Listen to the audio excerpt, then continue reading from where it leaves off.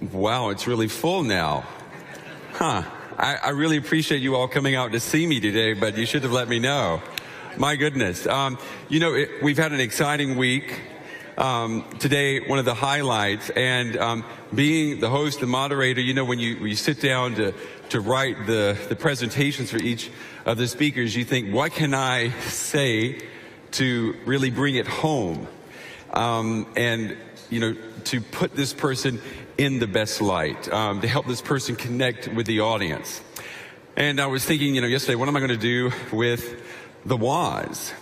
And I have to say, today is a day where I really don't have to earn my money because it's so easy to introduce him. So without further ado, give a big round of applause to the man, Steve Wozniak, that we call the Woz.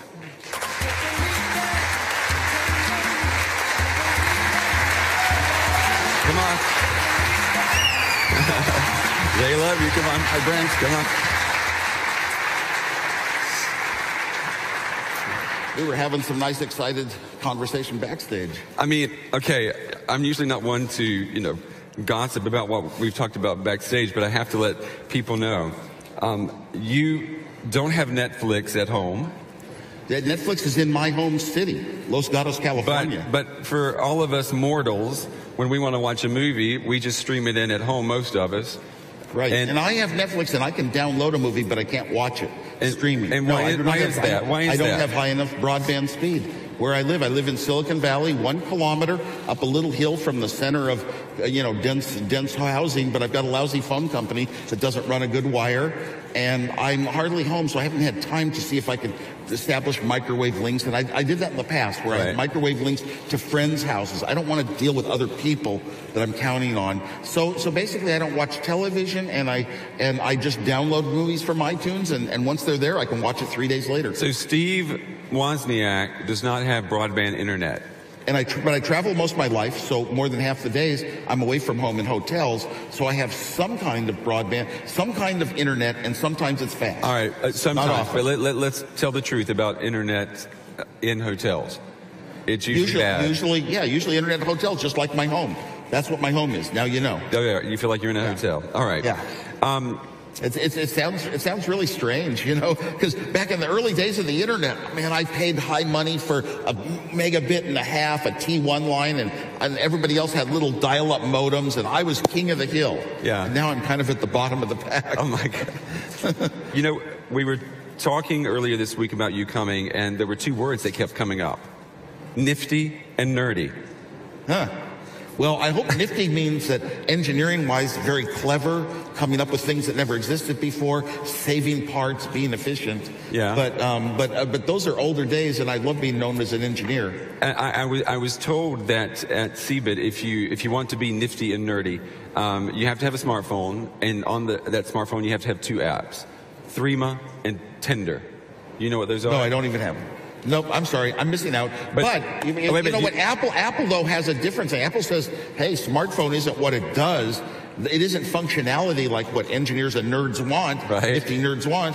It's jewelry. We have 3 colors this year. 3 colors, like you're going to sucker people into buying something to coordinate with their clothing, you know, with their wardrobe. Not me. But then again, I do have to have one AT&T phone because I have a grandfathered plan. I need Verizon in the United States, and I need the unlocked T-Mobile so I can travel the world. So I have all 3 colors. Okay, I was gonna ask you. Okay, you've got all 3 colors for the right reasons. What technology do you use? I mean, most of us run around with smartphones and What apps. technology? Mostly I use my iPhones as mobile technology, and I use my MacBook Pro computer when I'm in hotels, more efficient typing, larger screen space. A lot of things I try to look up on little small phone tablets and scrolling things back and forth. Maybe you're trying to plan a route, a trip on a map. The computer screen's a lot better for me. So I kind of live in both worlds, and the computer's probably the more important overall. And I love also buying all the different, the important phones that get introduced. Smartphones these days are one of the important categories of products, but it might also be, you know, some laser beam projectors, little tiny things. I love buying small little products that do the new things and keeping up with seeing what other people are experiencing. I love to play with other platforms, and then, you know, I know, oh wow, I love seeing, that's clever. How did they think of that? That is so cool. And I don't ever sit there and say, darn, I wish I had it on my iPhone, even if I do. When you think about Apple today, do you say, wow, that's still cool? You know, yes.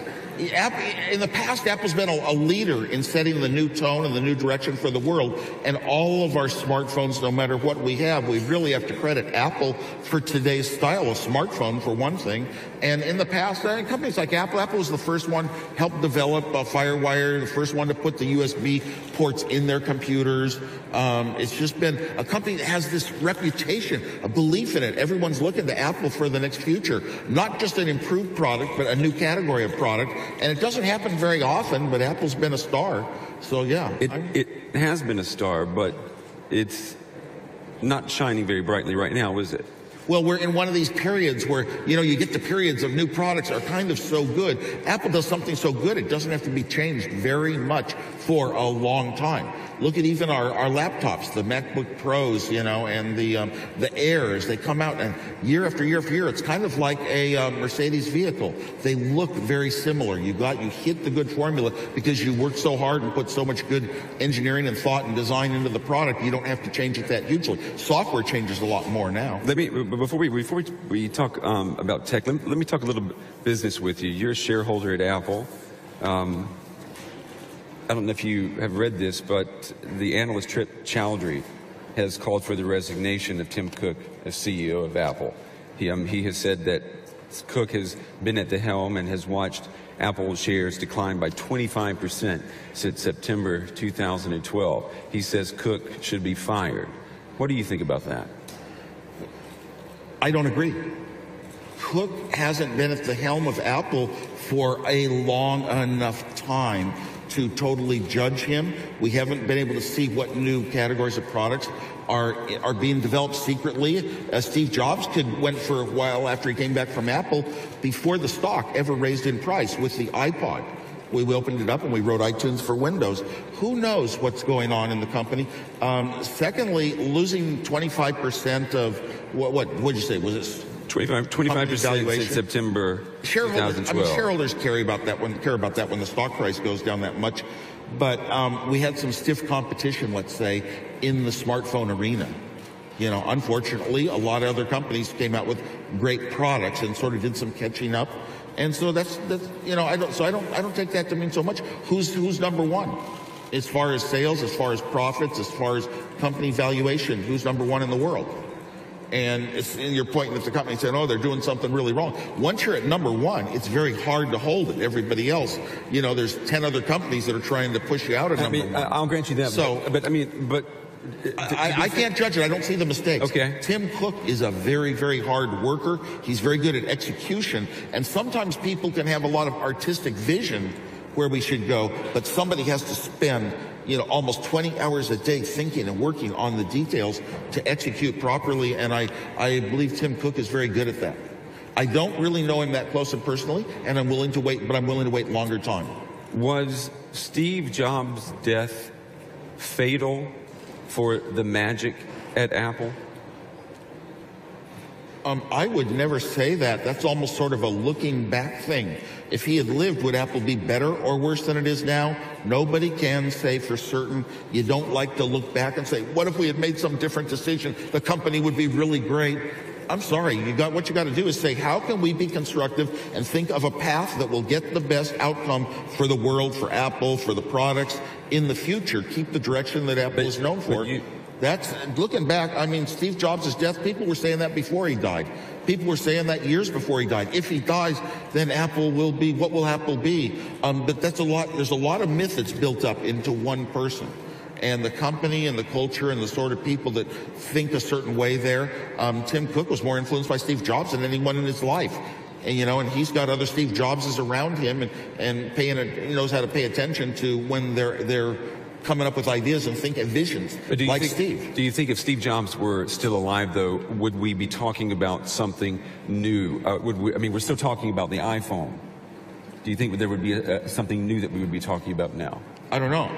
I really, my favorite cars in the world are Mercedes, and pretty much they stay. Oh, you're in the right country. They were the that, same all my life, very much, and I like that. You like that stability. There are a lot more people in the world that are not technically oriented like this audience, but are just afraid to acknowledge to the world they don't know how to use a smartphone.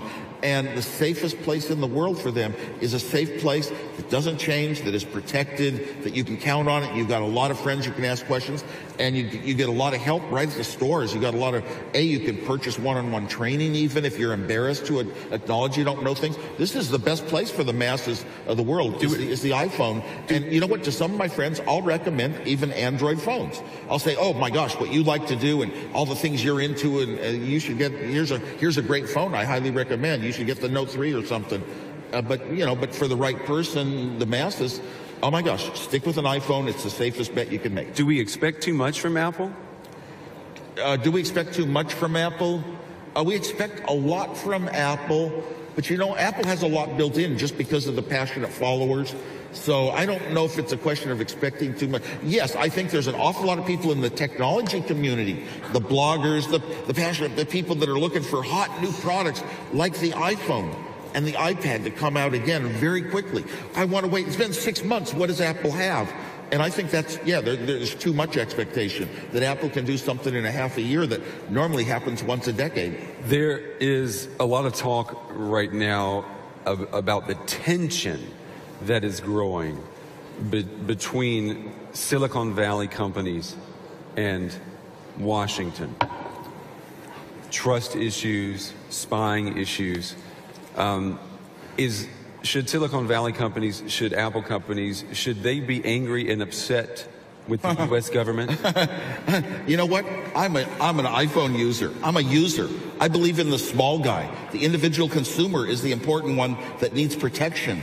We don't know who we can trust when it's a company with millions of lines of code in their product or a government. You have no idea. In the early days, you bought a product and it was guaranteed, it was supposed to do one thing in your life, and it did that one thing and it didn't do a bunch more. Maybe it was a shovel. It just worked. Maybe it was even a printer and it just worked and did its job. And nowadays, you have no idea what's going on. No, I really am glad to see Tim Berners-Lee asking for some kind of Bill of Rights. It should be like maybe every single owner of every smart product should be able to have a log listing every bit of data that was sent in or out of their product while they used it. You say we can't really trust any company. Can we trust Apple? I can't say that for sure. I have no idea. Could there be secret back doors inside of the products? I don't know. I'm not that close enough to. No one person could know. There's millions of lines of code, and it would be, too hard.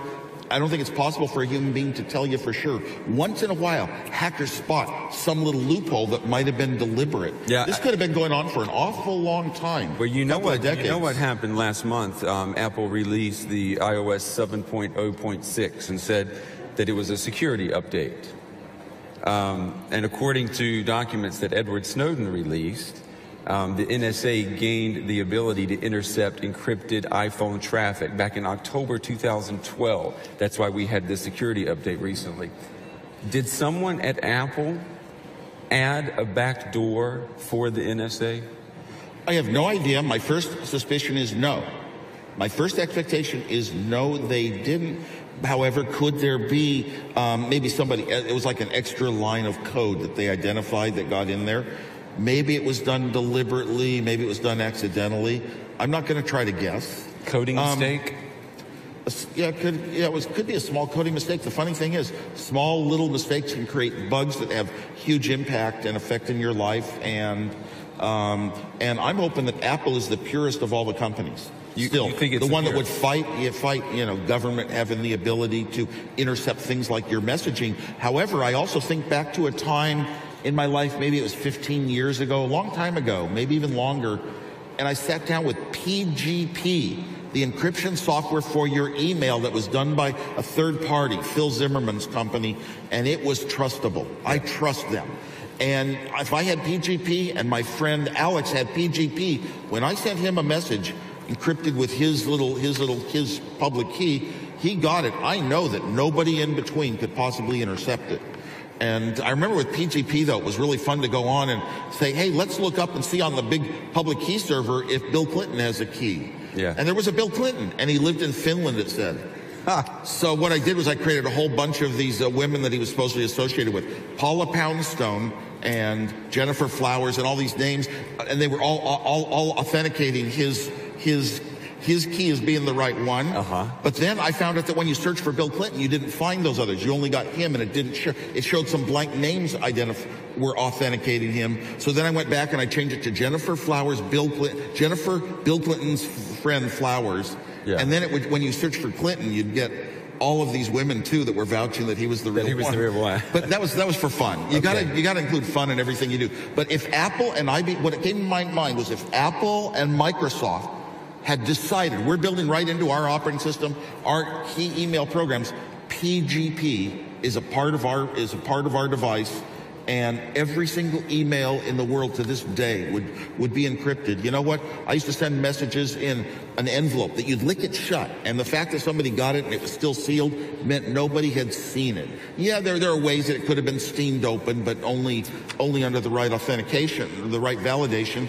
And now every single message we send is email. It's on wires on the internet, and we have no idea how secure it is, if it's secure. Yeah, but doesn't that worry you, Steve? I mean, you're talking about sending information the old way, snail mail, for example. You know, there was a report out recently that EADS and Airbus, they're so worried now about corporate espionage and about their software being attacked and tapped that when they have high security plans, they send it via paper, via courier. Don't you think that's a sad commentary on the tech world that you help give birth to? Yeah, but there are possible solutions. And I was just throwing one out. If we just put PGP into the major computer platforms and it became very common and known, it's, you know, a public key, private key encryption system. There are others for temporary conversations like phone calls and videos that the keys are made up on the fly, every transaction.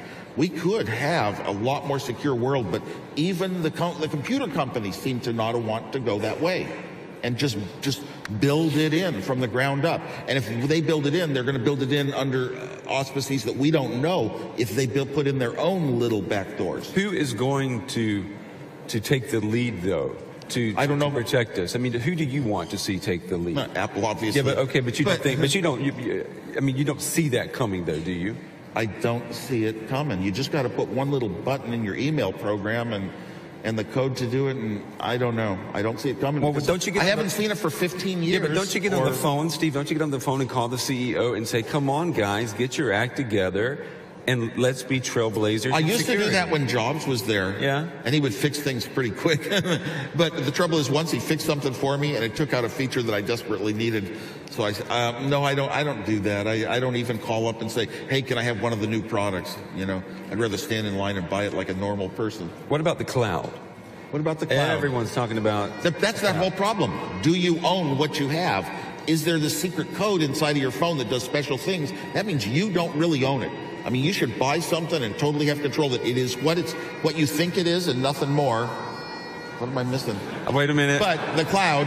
Wait a minute. What was that? The cloud. That's the Scottish cloud. Yes. How the cloud operates. How the cloud operates, where your data is being stored under what, when you say, okay, I agree, yes, yeah, I want this, you know, you click all those buttons so fast because you don't have the time to read all the legalese. You've signed away all your rights because it's a contract. Yeah. And they wrote, and you didn't have a part in writing the contract, so the other side always has it. Anything goes wrong, you know, it's not our liability, it's not our problem, and it's our ownership. Even if your photos are here, we don't guarantee you'll get them back. No, I think that human beings, the normal end users, the average guy in the home is really lost out to the powerful and the wealthy. Well, you know, you're in Europe. Yesterday, you got applause there. The European Parliament yesterday approved sweeping new data protection legislation that could become law in all 28 EU countries. It includes the right to be forgotten. It increases fines on companies that give private data to outside EU companies. Yeah, this is great. This is all great stuff. The EU is going to be ahead of the United States in most cases for that sort of thinking. And do you think the United States needs to start copying Europe for a change? Well, I wish they would. Yeah, absolutely. I think they should get ahead of Europe even. I would love to see, well, Tim Berners-Lee's proposal, I'd love to see some work get going on that for every country in the world. Thinking about what can a Bill of Rights be, that what can be done in a product legally, you know? I mean, and people say that's government regulation. Well, our Bill of Rights in the United States is regulation, but it's regulation of other people aren't allowed to regulate you. Our Bill of Rights says laws will not be passed that will abridge your freedom of speech and things like that. And that's really, I mean, if every single message, I can't send a message to my wife saying my favorite color is blue, and I want it to be private. And I just feel like this is open to the world now. Everything is shared. I guess we got used to that with the social web too. Did you imagine that back in the 1970s when you were creating the personal computer? I mean, did you imagine Did we imagine we'd ever have cellular phones, or did we imagine that we would have enough memory in a computer to hold a song? No. So no, we didn't think way out. Science fiction writers, of course, thought about computers once they become kind of conscious, but they're not there yet even. Computers aren't really conscious. Would all the networks be tapped and all that? Well, you had your story, 1984, and Brave New World. You know, we read books when we were young and gave us a lot of values, but those values didn't seem to matter. You can't stop technology. The changes in technology, they come like a huge steamroller, and you can't stop it. Get out of the way. Best thing to do is get out of the way and let it happen. That's change, and we can't. You know, it's taken us where we are. And every time you get change, you're afraid, oh my gosh, look what we lost from what we had before. But the new generation says, hey, this is just the great world we're growing in. This is the way it should be. You know, a lot of political leaders here in Europe, they look to you also for policy guidance. You know, you're an engineer, you're not a politician, but they look to your expertise. Well, they should, because what politician has ever moved the world forward, for sure, instead of backwards? Everyone will argue whether it was forward or backwards. Every single technology company leader, you know, the CEOs of the technology companies like Tim Cook, they're the ones that are more important because they only take the world forward, and we never go back. Why aren't you running for office? I'm not political. I have this philosophy against voting. It goes back to Vietnam War days and stories I don't want to tell here. Okay, but you don't have faith in politicians to protect our rights as technology is pushing. Some are trying, but generally no. They're all pretty much bought off for the most part. What do? They just banned selling Tesla automobiles. I have a Tesla, and I bought it online, and I picked it up at the factory. And now in New Jersey, they're not allowed to sell Tesla cars because it doesn't go through a third-party dealership that makes extra money on the way. You know, what are they doing? Look at the consumer. The consumer, not the seller, not the manufacturer, not the businessman. Look at the consumer and make things better for all of us. I mean, so why is that, you know? Let me challenge you a little bit. I mean, it's political. It's all political. They got paid off. You have so much influence in the world. How can you afford to be apolitical? I mean, you could run for office and get elected, and you could really affect change. You could be the smart Arnold Schwarzenegger of California. You could put computers into schools and make them better theoretically, and yet people aren't coming out smarter because we put them into the same system that always existed that has its flaws and its problems. But couldn't you change that if you were a politician? The school system? No. One politician, you're stuck in the political system that's so screwed up you wouldn't be able. You know, there have been one or two politicians here and there throughout time that try to make real good moves, and they kind of can get nowhere. They're loners. They're all on their own. All right, let's not talk about politicians. Let's talk about people, infamous people. Edward Snowden. Is he a hero or is he a traitor? Well, he's a hero to me. He might be a traitor to other people, and I understand their reasons for thinking that way. But I have very strong beliefs in freedom. And when I was young, it was Cold War, United States, Russia, that communism, they watched all the people very closely. They reported them. People could be disappeared into secret prisons. And we had freedom in the United States, and it was based on our Constitution and our Bill of Rights. And I believed in that. And one after another, I see those Bill of Rights crumbling and everything. And where's the freedom going? And here's a guy that must have felt like me. I believe Edward Snowden believed he wanted that country to still have the freedoms and caring about the people, and the rich, powerful government, military, all that isn't as important as the normal people. And they were doing illegal things that went against our Constitution that gave us freedom. I believe he believed it in his heart the way I would, and he had the guts and the courage to give up his life, to sacrifice his life for a principle.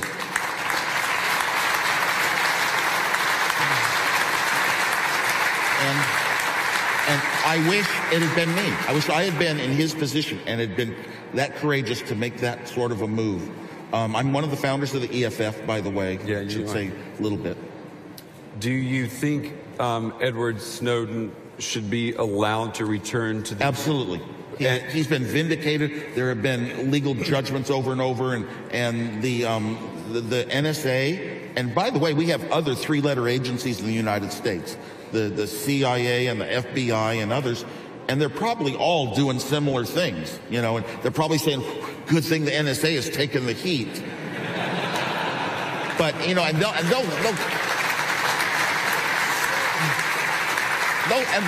cover up those loopholes. They'll cover up those loopholes, but they've already been shown to be really in violation of our Constitution. What happens is a lot of the politicians that have kind of gotten there, you know, maybe because they're highly paid, maybe from the religious right, a lot of politicians pass law after law after law that go against the Constitution. And then in court, when people like Snowden come up, they say, oh, no, what the government was doing is according to this law number 5, law number 8, law number 10. But then it's 10 years later, the Supreme Court finally rules those laws are unconstitutional. The Constitution pervades. It's a long, long process to get the justice. You know, I live here in Germany. I've interviewed a lot of German politicians. One in particular is by the name of Christian Ströbele. He's with the Green Party. He visited Edward Snowden in Moscow. He wants Edward Snowden to be granted asylum here in Germany. Do you think Germany should give Snowden a home? I would probably vote for it, but I don't know enough about the total German situation to give a firm answer, but I would be for it, I'm sure. I tried to go to Moscow myself to see Snowden. I was trying to formulate plans. Have you talked to him? I may have. Very, very unusual. This is so unusual. I can't even believe it.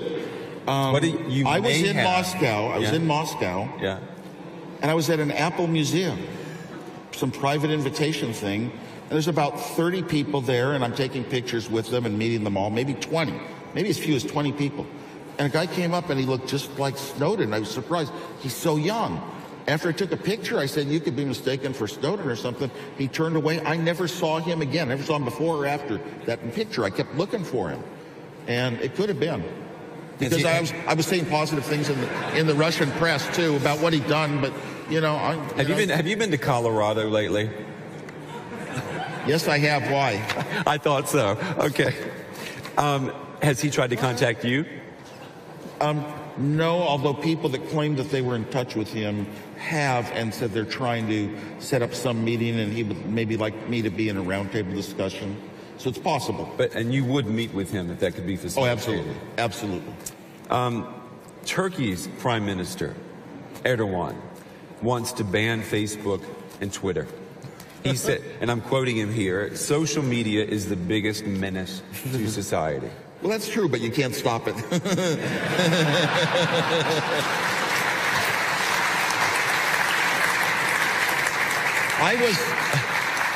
I was recently in Beijing, and I was shocked that Facebook didn't work there. I didn't know this stuff. I thought the internet was just wherever the internet went, you kind of had everything. Do you watch the news? So I had to use a VPN. Do you watch the news? I don't watch television. I read, and I don't know to what extent they have filtering of the internet in China. Now I found out a lot of important things were missing, but you get around that with a VPN anyway. That's right. But I was shocked because when the internet first started, I got into it so early. I even got a 3-letter .com, woz.com. I don't use it because I'm more like a nonprofit, woz.org. But I have it. And I got in so early, and it's like this was a breath of fresh air. The internet, anybody anywhere in the world can publish things if they know how to make a server. And other people can see what they publish. And academics can publish articles that you'd have to have a brain, you know, you'd have to buy a third-party profit-making book to have the information before. This was a breath of fresh air. We aren't controlled. We aren't controlled by the forces of control, which are governments. And now it's like the internet gives them the ability to control us more tightly than ever before in our life. Every bit of communication is now controlled by every government and monitored and everything else. And it's bad. When Erdogan when it was announced that he wanted to ban Facebook and Twitter, we announced that on my news show, and I got tweets like crazy from people in Turkey saying, please report that this is how you can bypass these blocks. Do you think that people will always be able to bypass these blocks, or will the technology progress to the point that governments will be able to build a secure wall? Yes and no. A lot of times people will be able to bypass them, but if it ever becomes like enough people are bypassing it, the governments will make the wall more secure. And it might be a little battle throughout time. In the old days, we had ham radio. When you had a disaster in the world, ham radio operators could get on and contact and send messages far away. And there's still nothing that can really restrict a ham radio operator. There are no laws in place. They're not as trapped as the internet world is. So it's just a shame that we can't have anybody in the world I can be in direct communication with. And that's gone. That's thinking of that kind of freedom. We're a whole new country that doesn't have a country. It's like we're outer space. Nobody owns outer space. The moon, nobody owns the moon. The internet, nobody owns the internet. And now the internet is just totally owned in a sense of we're controlled by it. Yeah. Kenneth Roth, the head of Human Rights Watch, he told me recently that access to the internet should be considered a basic human right in the 21st century. Do you agree? Like probably everybody in this room, I agree. Absolutely. And basic human right is education. We have a few of them.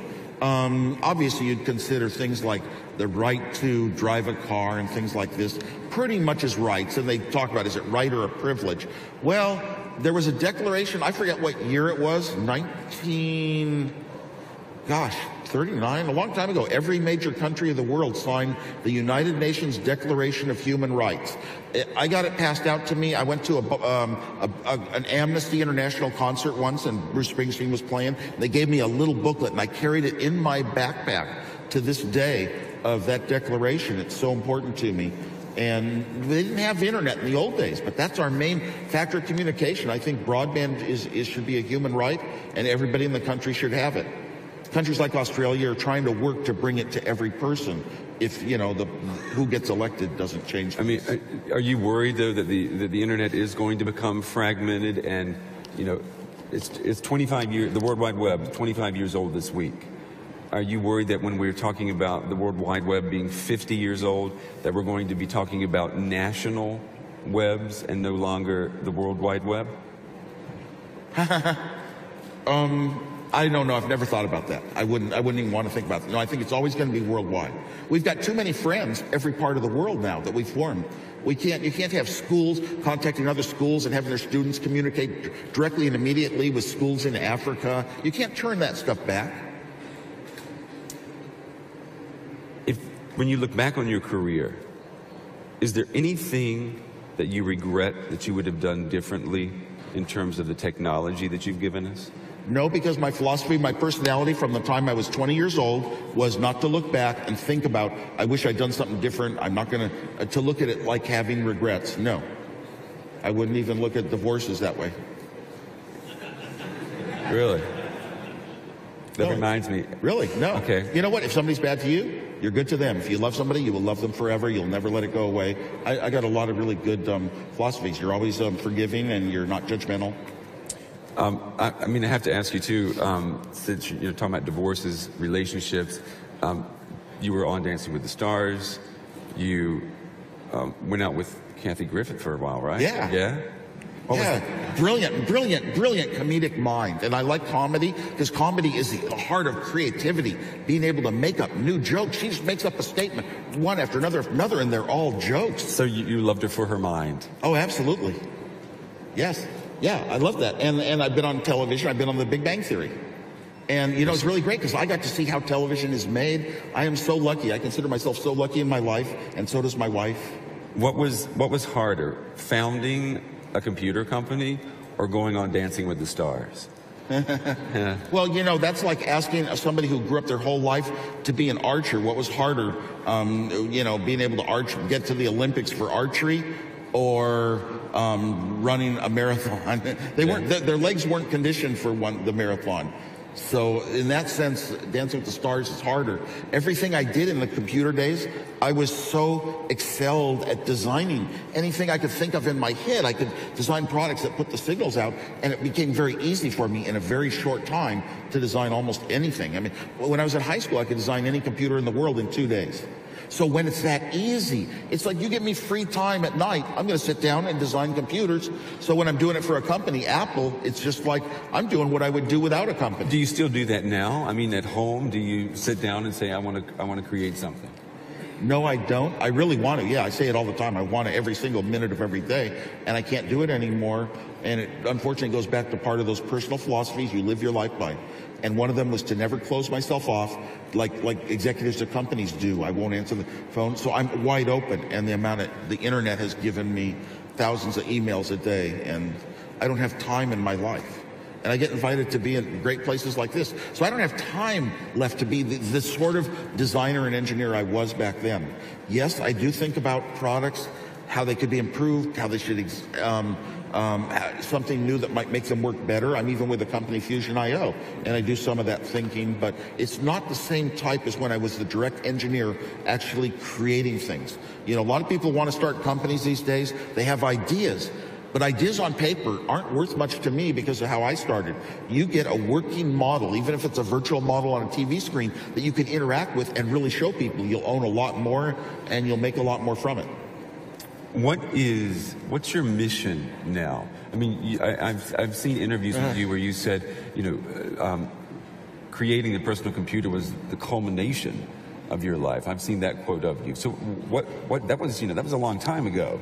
I never use the word culmination. Okay, it's not a word in my vocabulary. Well, then that was a bad reporter. Yeah. Oh, yes. And reporters. You have to watch out for reporters. Yeah. Over and over. You know what? I say things and they twist it to the headline sounds the opposite because they're trying to make themselves the modern columnist. Bloggers do. They want to get noticed, and you get noticed with a striking comment that Wozniak said this, and it's usually just some down-to-earth thinking if you really read what was inside of it. So I'm used to that. So what's your mission now then? I mean, when you get up in the mornings now, I mean, you travel a lot. I mean, what do you want to do now? I think about my technology evolution when I was in high school and university.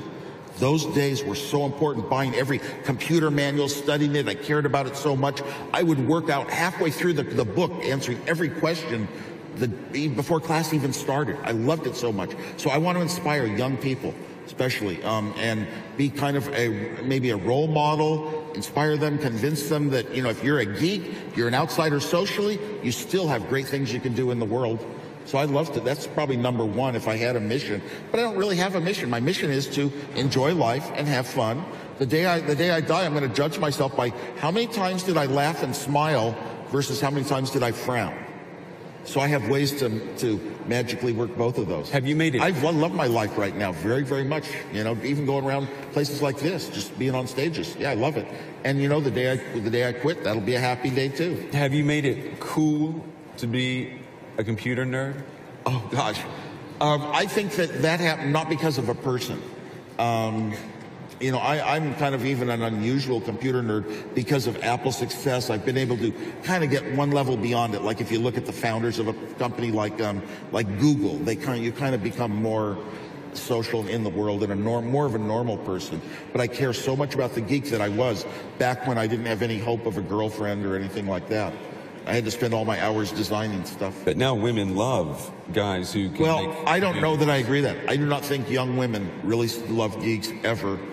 Sometimes they admire a little bit of a certain geek that certain elements of them, but I don't think it's that much stronger. But than you know what really gets their I don't think they're really the popular heroes with the girls. Do you know what really gets their attention now though? Is when you do selfies that get retweeted thousands of times. So you know what? Okay. I'm gonna pull out. Because I am self-man. Oh my God! What do we have here? I'm from Flash Street, Steve. To make a selfie. I got told by the radio hall What's going on here, gentlemen? Selfie with you. We're going to have a Comic-Con in San Jose, California. We need you. I think. It's a selfie, man. Well, we're going to do a selfie here. I don't know. He's got some kryptonite in his pocket. Let's do a picture. Here, ready? 1, 2, 3. There we go. Now, I'm going to tweet that, and we're going to see if we can beat Ellen on the Oscar night. Come on. You want to do it? Let's try to do it. Okay. Okay, let's do it. That selfie was incredible. Let's see what we can do. Hold on. I mean, come on. You got to have a dream, right? All right, hold on. Let me do that. Let me think. You can think of a better example, though. Here we go. Let's see. Put this in. It's kind of neat. I would have just want to speak into my phone. Tweet. Here I am with Woz, period. All right, here we go. I just want to talk. I don't want to go through procedures and thinking. All that left brain stuff, that was the old days. There we go, look.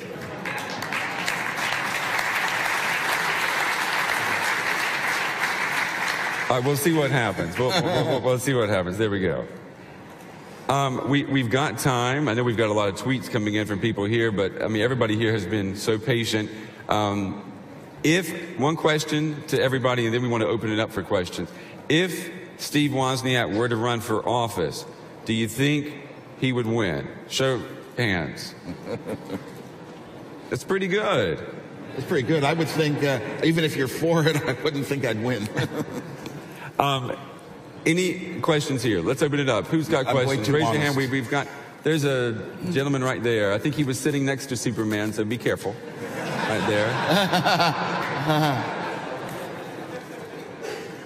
Thank you very much. Although I'm not going to jump right now. So a question I would like to have for you. At the very beginning of this interview, you said that you didn't have broadband at home. So I was wondering, if you had the opportunity, would you sign up for Google Fiber? Oh, yes, absolutely. Absolutely. As a matter of fact, my wife is from Kansas City, from the Kansas area, and I wish I were there just for Google Fiber. I wish I were a lot of places in the world just for Google Fiber, but I am where I am. The coast of California is a nice place to live. I'm happy enough, and I missed out on one aspect of the experiences of today's internet. I do have a semi-broadband, just not real broadband, where I can order a movie from iTunes and watch it download. Sometimes I have to wait 13 hours to watch the movie the next day. Thank you very much. That's unbelievable. I know. And even the cellular LTE gave me broadband at first up to 7 megabits where I live, and now it's always usually down to 1. So crazy. Even LTE at my home. Crazy. It's the wrong house. Anybody else? How about someone over here? How about this lady right here? And my city is the same city Netflix is in. How about this? Do we have a microphone over here? Yep. Let this. There we go. Los Gatos, California, where Atari started the arcade industry and where the pet rock was invented. The pet rock. Yep. Los Gatos, California. Okay, go ahead. Okay, I have a question on the culture within a company. Do you think hierarchical culture will be good for an innovative company? Hierarchical? I know. You know what? I'm not really very much a manager. When we started Apple, I said, I will not run a company. I will be an engineer. I will be the bottom of the org chart. I do not want to be involved in the politics of running a company. And so I hated it when the management got hierarchical, and it slowed things down so much. I like the days when I'm like an inventor, wants to run the laboratory and build the whole thing themselves. You know, design it, draft it, hook up the chips, solder the wires, test it, put in the software as well as the hardware. I just want to do the whole thing. And thereby, I skipped all the hierarchy and different division of responsibilities. And a manager would come in and, oh my gosh, engineers would have to spend a long time writing a 40-page report of what they would do. And then as they were developing it, if they got a great idea for something they hadn't thought of, it would have to be a rewrite and re-inclusion. And it was so difficult to move freely. So, no, I don't really like that. And as a matter of fact, a lot of companies, some of their best stuff comes out of secret little projects. You might call them skunk works. Steve Jobs at Apple was famous for this, you know, and Apple still is, you know, just little people, engineers working on their own, not being judged by everybody every instant of the day, and not having a firm schedule and quotas and things like that to hit. How about this gentleman right here in the front? Can we get a microphone to him? There we go. Although you do need some of that. You do need some of that to survive and guarantee to the owners that that's something. Besides Apple, what is the most fascinating technology for you right now, which amazes you at the moment? Wow. Obviously, Siri existed before Apple bought Siri. Voice recognition, being able to answer questions like a human being, mobile products that seem to be like a human being. Siri on the iPhone works to the best so far, although Google Voice sometimes can understand things better because of what people are searching for is better keyed relevance. Robotics, I'm looking forward to robotics getting low enough cost that hobbyists and experimenters at home can build them like they used to build computers. And I would, for example, we've got the little Roomba that runs around cleaning vacuuming your floor. I would love a little robot that sits outside in the driveway all night long, 1 square centimeter at a time. It washes my car while I sleep. I'm waiting for that one at an affordable price. Got to be an affordable price. You talk about robots and artificial intelligence. Do you think we're ever going to see a time, let's say in our lifetime, in the next 30 years, 40 years, where machines actually develop a level of consciousness where we are no longer the most intelligent beings on the planet? I said no my whole life. And when Ray Kurzweil wrote his book, Singularity, I disagreed with it. We don't know how the brain is wired. We cannot create a brain. First program I wrote in my life was the Knight's Tour of Chess, where a knight piece hits every square on a chessboard exactly 1 time. And nothing came out, nothing came out. This computer could do a million things a second. It's trying all the possibilities. It didn't have a solution. I calculated the solution would come in 10 to the 25th years. That means that a fast computer, 1 billion times faster, 1 trillion times faster, isn't going to matter a bit. You need the intuition of a human mind to decide how to solve problems. Have we replaced any of the brain yet with computers? Well, you used to ask a smart person a question about the world. Now who do you ask? It starts with G-O and it's not God. So you ask Google and you get back tons more answers than a smart person would give. And sometimes if you get a smartphone, you're sitting somewhere, sometimes even if smart people are around, you'll ask Google because you're going to get more complete answers. So we have replaced a part of the brain. Did we invent the internet to be a brain? Did we ever think out in the future the internet's going to replace a brain? No, it happened by accident. So I started thinking, I thought about Ray Kurzweil and how he predicts when computing technology that you can hold in your hand is going to be able to process as much information as fast as the brain does. And it's about 20 years from now, by his estimates. His methods of looking at exponential curves is a correct mathematical approach. You see nothing happening until it happens, and then you act like, oh, it was obvious. But a lot of people don't see if it is. Now, what I like to say is it's going to happen. Computers are going to get conscious, but it's going to be 20 to 100 years, and the 100 years buys me. I can never be judged. Right. But and I believe they're going to get conscious. We don't know how. We don't know the formula. They're going to act like they have feelings about us. It's going to become your best friend in your hand. It's got enough senses already, and you can speak it here. It'll be looking for you wherever you go. It'll tell you to look right because there's a pretty girl, and look left because there's a bookstore. So you think it's going to be benevolent? You think it's going to be our friend? But why should it be our friend? Well, because at first we're going to be the gods who created it. And second, we created it to take care of us, so we're going to be the family pet. But a well taken care of dog that eats filet mignon every night. That's my belief. You really believe that? Yeah, I don't think we're going to be ants that it steps on. You don't think it's going to be like the Terminator? Unfortunately. What I'm worried about, here's what I'm worried about. I don't like to be that much in the future because I'm an engineer and I know what we can build today. We don't know how to build this. But what if it was smarter than a human being? And what if the best financial decisions for a company came from a computer and not from a human? And what if skipping the slow humans made a company even more profitable? We're already seeing lots of that. Any other questions? How about right over here? Get the microphone to you.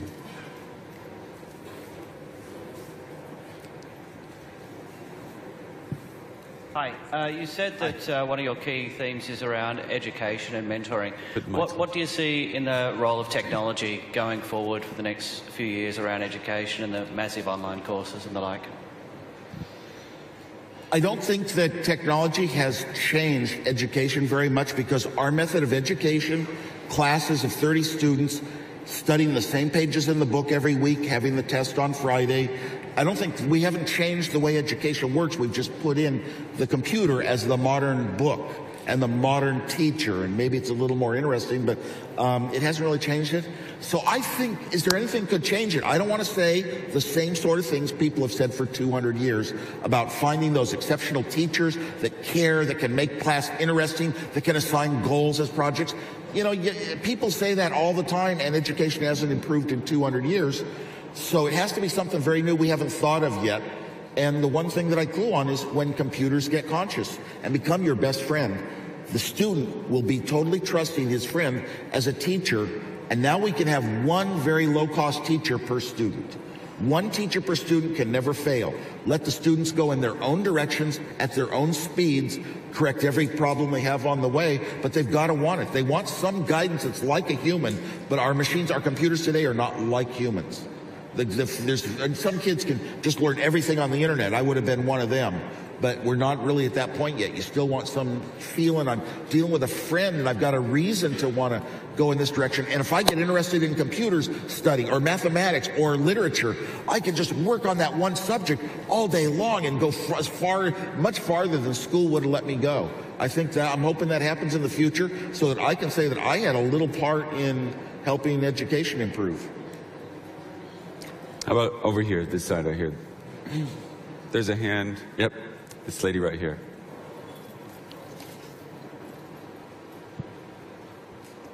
Water. Hello, my name is Cécile Delettré. I'm from France. International school in Hanover is an Apple school. So the children are fun with Apple, but the problem with the education with Apple, they play a lot. So they become internet addicts and gamers, and they don't work. So do you have a solution for that? I hear that a lot, and I've heard that same comment for the last 40 years. You know, ever since the start of personal computers. Oh my gosh, the kids get so intrigued by this new machine. It's like they're addicted to it. They aren't going to face normal humans. When the internet came, they're doing all their stuff inside their own room and they're not talking to real humans. This is just the modern world. They're socializing more on the social networks and being anonymous. The shy person who could never talk to a human in real life, like the way I grew up, now had ways to be anonymous in chat rooms and socialize a lot more. Yeah, if they're just playing games and their whole life's going into games, that's probably not a healthy balance. So there's some rule for parental oversight, but I don't see a lot of games being that bad. I think that's just a part of something you go through when you're young. I look back when I was young, gosh, there was one summer I remember, and about all I did the whole summer was play solitaire, a whole ton of types of games of solitaire. And I don't feel that it held me back.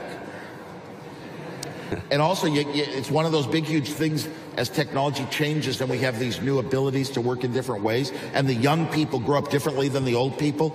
It's one of those big steamrollers you can't stop, so just get out of the way. There was a question right there with the microphone already. Yeah. Hi, I'm Laurent from the French startup Jogging. I have a question. 1 month ago, you said that Apple should produce some iPhone working on Android. Do you really mean it? I did not say such a thing. Press misquotes me all the time. As I was answering a question about BlackBerry, and I pointed out that BlackBerry could have made an Android phone, and then I said Apple could make an Android phone. As an aside, they could. It's an interesting technical discussion. I did not say Apple should. Every article tended to say Wozniak said Apple should, and no, they can. In other words, there's no technical limitation. I'm sure I also made comments that weren't reported that, yeah, Apple has people inside that would know the trade-offs, you know, very well to handle that sort of thinking. So sorry you read what everybody read. That's not quite it. What about this notion of interoperability? You know, like if I want to update my iCalendar or my iTunes, and I do it over the cloud, I have to do it with the iCloud. Yes, Apple tries to keep you in their own ecosystem. Why can't you change that? I wish it were more open because I look back to some of our big successes. The Apple II computer was all of our revenues for the first 10 years. Unbelievably open computer. All the hardware diagrams, the software, you could modify things, add things, change them. If you were technically inclined, you could develop your own products that plugged into it. Now, though, we have a lot of apps. So everything's gone to software. And it's largely due to Steve Jobs was not a technical person. Well, I forget what I was going to get to. No, I'm trying to get you to tell me why you can't get Apple to open up so that we have interoperability. Okay, when did Apple stock? Apple stock, we had some downs and ups, but it was about the same as our first product, the Apple II. The valuation of the company was about the same. Steve Jobs left. Steve Jobs came back. It was the same for years, and it didn't double until we finally had a great hit product, the iPod. The iPod worked with iTunes, the best music program that had ever been done at that time. And luckily it was on a Macintosh. But did we say you have to have a Macintosh to own an iPod? As soon as we saw this great product, we wrote iTunes for Windows. We went open. We opened it up to the whole world, and we sold iPods to everybody in the world, and the stock value doubled forever. We were now a music company and a computer company. Do we write iTunes for Android phones? No. My feeling is we should, but I don't know all the facts, but I'm guessing that Apple should. This is not saying could, this is saying should write iTunes for Android and treat their music business as a separate business unit and sell the music to everybody in the world the iTunes way for their iPods, because we really changed the world in that way. Why did we close it up and say it's a force, we're trying to force you into an iPhone? I don't like that pushing and trying to force people to not have choices. I try to say do the great products and attract them like a pull method. Sure. Yeah, do I see Apple? Apple can't change hugely. Like with the Android phone, Apple's value is largely in a specialness of the brand and how well they protect their customers and things like that. And boy, to go off in the Android world, have an Android division playing the Android games of very much openness to the world, it might spoil the whole image of Apple as the custom high-end, almost like jewelry company. So at the end of the day, though, it's about control. I don't like the fact that it is partly about control. Yeah, I don't like that part. But it also delivers a better user experience, and I do like that. So you think the Apple user would actually suffer if there were open... No, the Apple brand. The image of the brand. We just passed up Coca-Cola to be #1 brand in the world. So this is about control and money, then. It's not about but the brand, the brand doesn't mean putting out, lower class products that anybody can write software for and make it their own way. The brand is partly around the control of the user experience. At the end of the day, what do you think is more important in the company, shareholders or the users? I go with the users, but nobody else in the company, nobody rightfully should. Yeah, it should always be, unfortunately, it has to be a company has to make money or it goes out of business. And the right decisions are the ones that look at our government, how many trillions and tens of trillions of dollars in debt they are, and Apple's got $200 billion in the bank account. Yeah, maybe I wish countries were run like companies. Here's what we're going to spend on this war. Oh, and here's what it's worth. Oh, it doesn't add up. ROI is wrong. Yeah. So if Obama called you and said, "Could we get a loan?" would you say yes? Jeez. Okay. And one more question. We got time for one more question. All right, this lady back here, she's waving right here. See the lady? No. Way back. Way back. She's been really patient. Yep, right there. It's hard for the ones in the back to get as much attention. Yeah. So I'm glad you saw that, Brent. Yeah, she's been patient. Fairness. Thank you very much. So my question is, when I just started to use Macintosh, I was amazed by phonetical typing. Yeah, so when you need to type something in Russian, phonetical is just perfect. But I miss very much swipe typing in Apple products at the moment.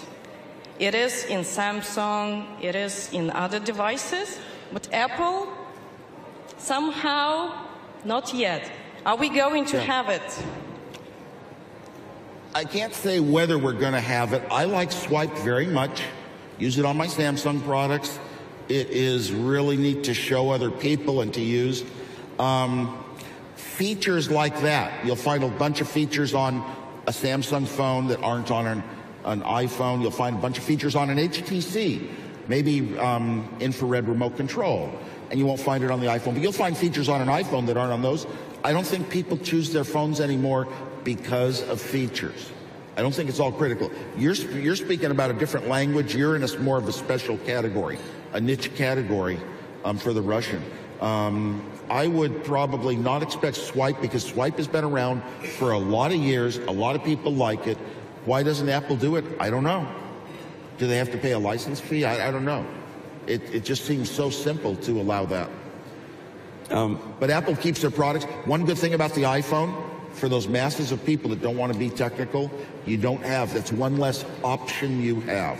One less thing you have to teach people that's not so obvious to the very simple person. So keeping the product simple is equivalent to keeping it easy to use.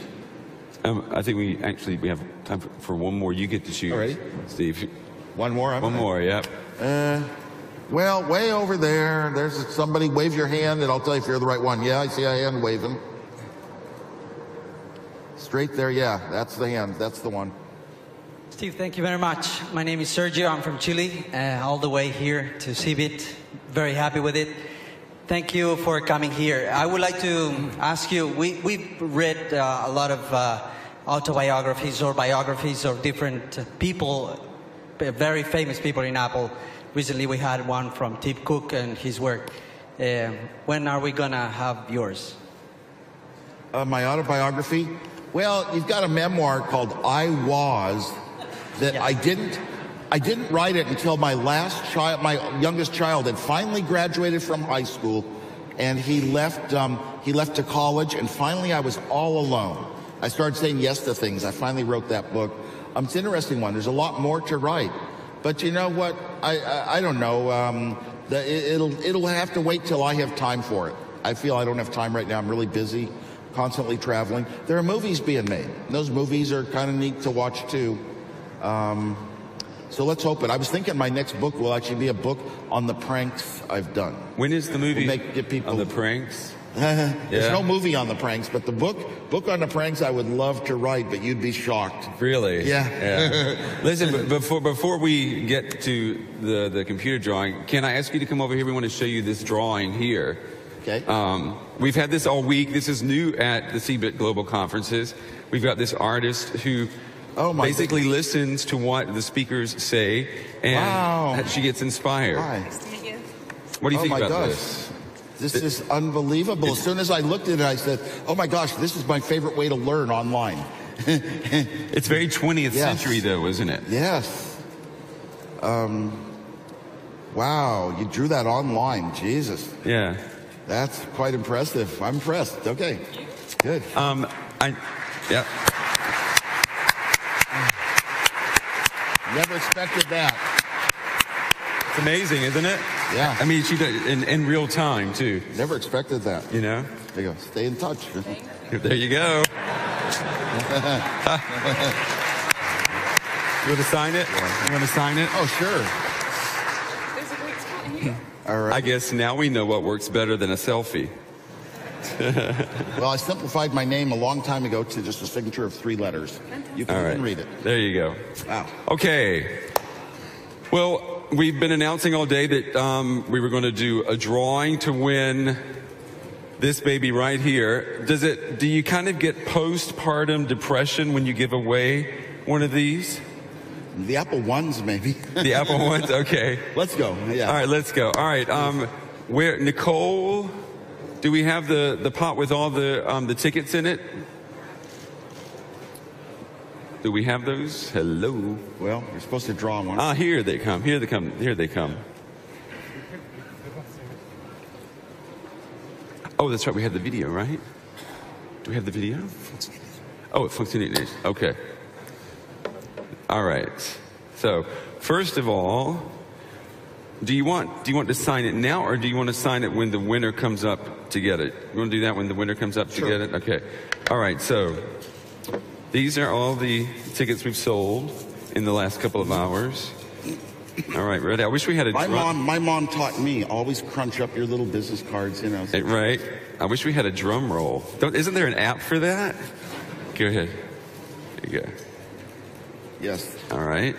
You got to find it out of 100,000 apps. That's right. Let's see, it's blue, I'll tell you that much. You know what color yours is?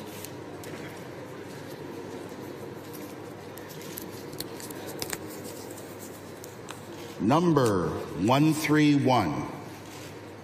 131. 131. 131. Going once, going twice. Okay, there we go. All right. All right.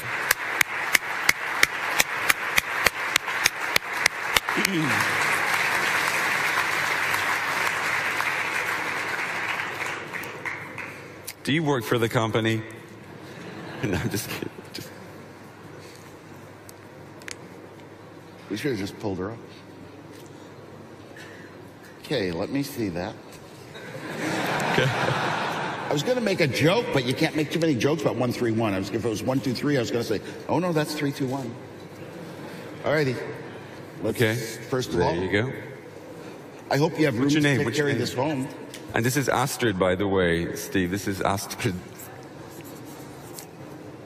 There you go, Astrid. Thank you. Yes. Let's give her applause. Did you want to take? You don't have to. You're supposed to get this mitnehmen, oder? Okay. We can do that later. Okay. So, all right. Well, that's going to wrap up our last session for the day.